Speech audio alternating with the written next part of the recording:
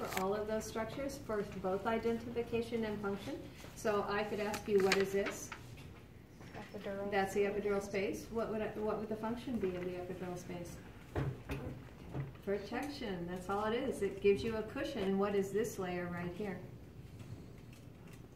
The durameter, and then the brown line represents the subdural space, and then this grayish layer is the arachnoid mater, and this space is the subarachnoid space. What if I ask you the function of the subarachnoid space?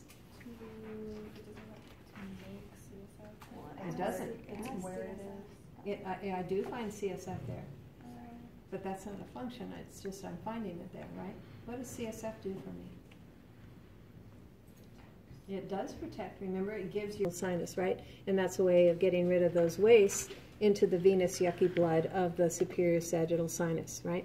Okay, so that's my subarachnoid space. Then what would you call this layer right here clinging to the surface of the spinal cord? That's the pia mater, okay? All right, so what is this right here? The ventral root. What is the function of the ventral root? To carry motor commands out to your skeletal muscle cells, right? And that's the same function of the anterior gray horns. That's where the somas of my somatic motor neurons are. And where are they going? Out to skeletal muscles. So the function of the anterior gray horns is to generate motor commands going to skeletal muscles, right? Okay. What would you call this? The great commissure. What would you call this hole at the center? Central canal. And what would you call this area? Dorsal white columns. That a lot of you had points taken off because you weren't specific enough about the function of the dorsal white columns. Okay. Excuse me. So for your exam on Monday or Tuesday, you have to know what kind of information those different tracks carry, right? So the dorsal column pathways carry sensory information about conscious proprioception and discriminative touch and vibration and visceral pain. Those are the kinds of things that these dorsal column pathways carry.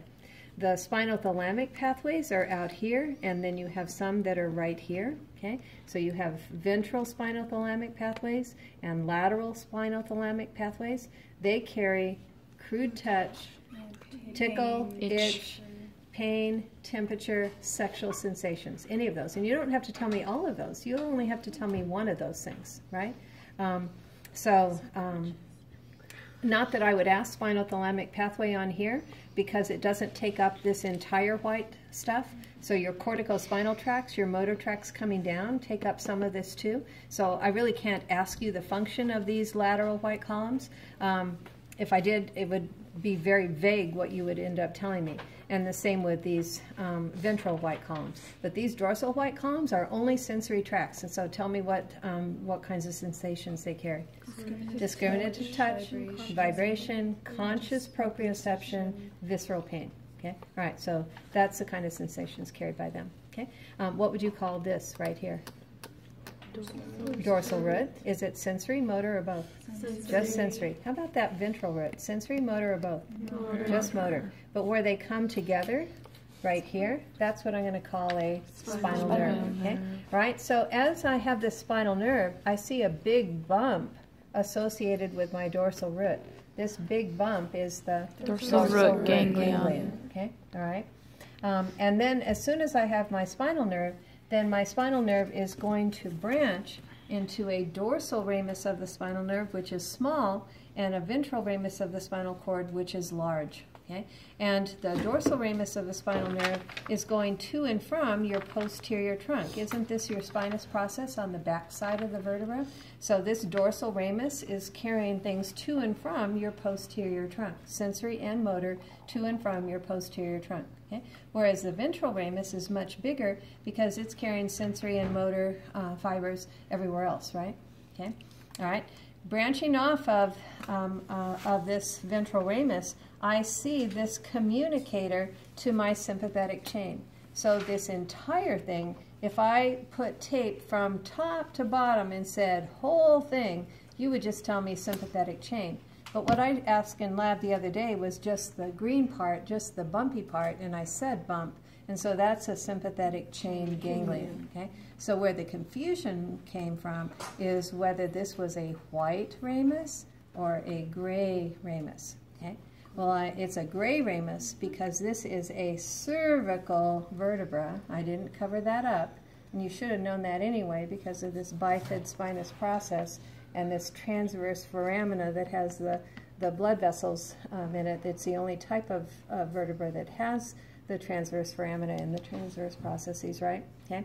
But nevertheless, I didn't cover that up anyway. So I only have white rami communicans coming out of T1 through L2.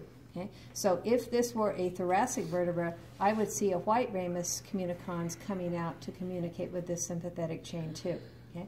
But because it's not T1 through L2, it's above that in the cervical vertebra, this can only be a gray ramus. Okay? And if it were lumbar below L2, it could only be a gray ramus. Okay? I only see white rami between L1 and L2. You all told me that when you gave that between T1 and L2. You all told me that when you when we did that little exercise, right? Okay. All right. Okay. What else could I ask you about this? So here's your midbrain, here's your pons that bulges towards the front, and here's your medulla oblongata, right?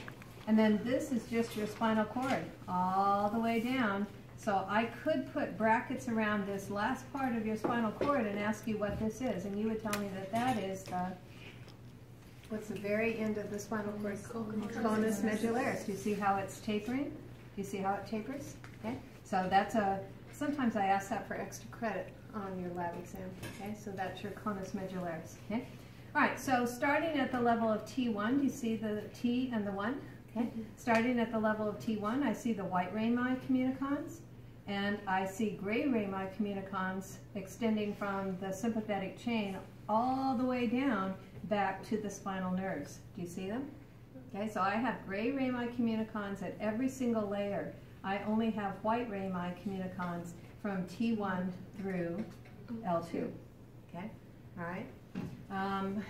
Thing is my sympathetic chain, but each one of these white things is a sympathetic chain ganglion, chain, and it doesn't like it in the sympathetic chain, so it leaves it. This is still the preganglionic axon, and by way of a splanchnic nerve, and it synapses in one of these collateral ganglia. So this one on top is the celiac ganglion, this is the superior mesenteric ganglion, and this one way down here is the inferior mesenteric ganglion. Okay? All right. The pupil of the eye and surrounding it is the iris. Okay? So here you're seeing ocular motor come off of the base of the midbrain and go out long and then short, right? So this is my parasympathetic nervous system releasing acetylcholine onto the muscarinic receptors of those sphincter pupillae muscles of the iris, right? Okay. Whereas this is a postganglionic neuron in my sympathetic nervous system going all the way out to release norepinephrine onto the alpha-1 receptors of the dilator pupillae muscles of the iris, and then that's going to cause pupil dilation. Okay. So I think that's cool. I mean, that's really are the mucus glands of the nose being innervated by 7, okay? So, or the lateral side of your pons. 9 innervating your parotid salivary gland. Spreading out on top of the bone is facial, but this one coming out to play at your mental foramen and your infraorbital foramen and your supraorbital notch. That's trigeminal, okay? Right? This black one coming off of the cervical plexus and ending in a dome shape, this black one is phrenic, okay? These gold ones in between the ribs are the intercostal nerves. So what if I ask you to name me an innervation of the intercostal nerves besides the internal or external intercostal muscles? Rectus abdominis. Rectus abdominis, here and here. That's your brachial plexus. And there are several nerves that come off of it. This black one wrapping around the neck of the humerus is the axillary nerve. What does it innervate? Deltoid humerus is the radial nerve plexus. And I know that I have to know this big old nerve that's coming off of the front of the os coxa. This is my femoral nerve, and the one that comes also off of this lumbar plexus but goes through the obturator foramen is the obturator nerve. And that gives rise to this huge nerve right here coming through the greater sciatic notch of my os coxa. So this nerve is my sciatic nerve on the back side of the thigh. Then it's going to branch into this branch that comes around to the lateral side of the knee. This is the common fibular or common. It goes straight down the back side of the leg to the heel, and that's the tibial nerve. Tell me